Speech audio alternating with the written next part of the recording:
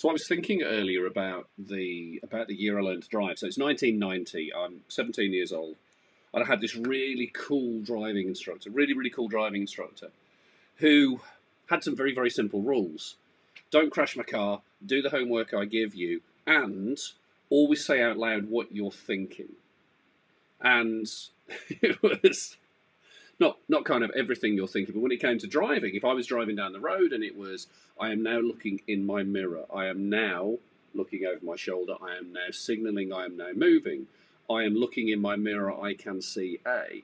And I remember doing my whole kind of, I had like 14 lessons and 2 tests, but I remember doing my whole kind of driving experience in this very small C-Reg. So C-Reg, we're talking 1983 little diesel Fiesta. Now I'm not a small bloke. I'm quite tall. At 17, I was as tall as I am now. And the guy who taught me to drive, Roy, was not a small man either, but he was more kind of expanded than tall. So I'd be in the car and changing gear, and it'd be like, oh, just you knock against his leg, I have to keep moving his leg out of the way. But that thing he said to me stuck with me, and it was just an immense piece of advice, which probably at the time I wouldn't have got.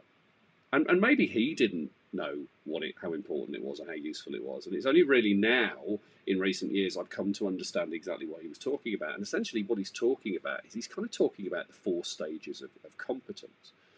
And I'm going to do you a little diagram just to kind of show you what I mean by this, and also why it's really useful. So bear with me while I flick cameras. I'm going to press buttons and it's going to be really cool. So that should flick to something over here with a bit of paper. Brilliant. Right. Okay. And you've still got a little camera version of me as well for those of you who will miss me. So there is this kind of line we have. Look, no expense spared, proper rulers and stuff. And I'm going to go left to right because it's easy to go left to right. And we have these kind of 4 stages on here. We have this first stage, which is basically unconscious incompetent, UI. Unconscious incompetence basically means that you don't know what you don't know. You have no idea that you're not very good at something when you first start something. You don't know what you don't know. And from that stage, you then progress to, and you know what, I'm going to do a different colour because, well, no expenses spared here, obviously. You then come through to this point of conscious incompetence, CI.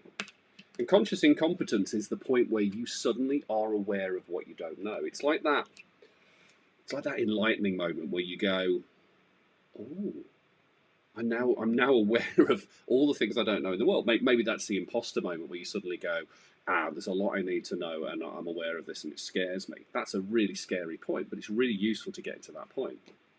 Then you have this stage of conscious competence, CC. This is the point where you become good at it and you know it. I know that I am good at something. So in the with the driving idea and the driving analogy, I could drive a car quite happily and I knew that I could drive a car. And then we get to another stage after that, which is a stage called unconscious competence. We do things on autopilot because we're good at them. We know what we're doing.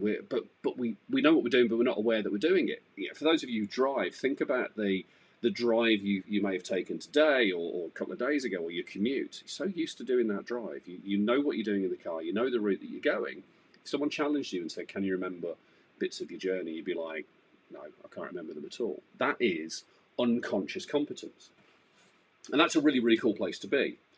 But there is, he says, dropping the lid off his pen, there is a 5th stage. And that is, it's a bit of a mouthful. Conscious, unconscious, competence. Good, we've got it on the screen. Conscious, unconscious competence.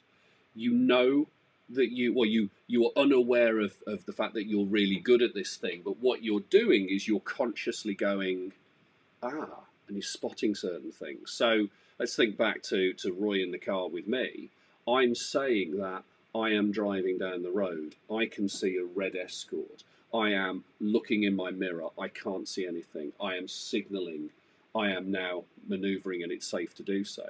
What I'm doing is I'm taking something which I suppose at the time would be unconscious competence. I'm able to drive and do it, but I am taking it out of my head and I'm putting it out there for people to see.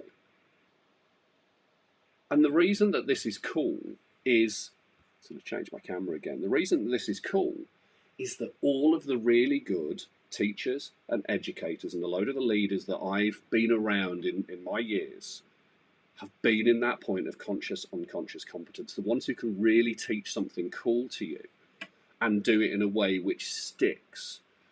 They get this. They maybe don't get it. They maybe don't understand that they're doing it, but they get this and they do it really, really well. It'd be the nurse or the podiatrist or the other practitioner who sits you down as a student or sits you down as a colleague and teaches you through something and talks you through it step by step. We used to call it in A&E the see one, do one, teach one. So you'd see one being done, you do one yourself, and then you teach one. And it was a whole process you go through. And I see this a lot with coaches and coaching as well, that they're aware of themselves and their state. They're watching for these little clues in their own body language and their own thought processes and in those of their clients and the people they're working with. And they're consciously aware of what's going on unconsciously, which means that they pick up on certain things, they ask certain questions. I love this model, and I'm really grateful for my experience of learning to drive at age 17 with Roy, where he got me thinking about that whole I am doing this and telling people what you're doing at that time. Now, this may be useful to you, it may be a useful model for you, and you may be able to track this back to some of the things that you're doing.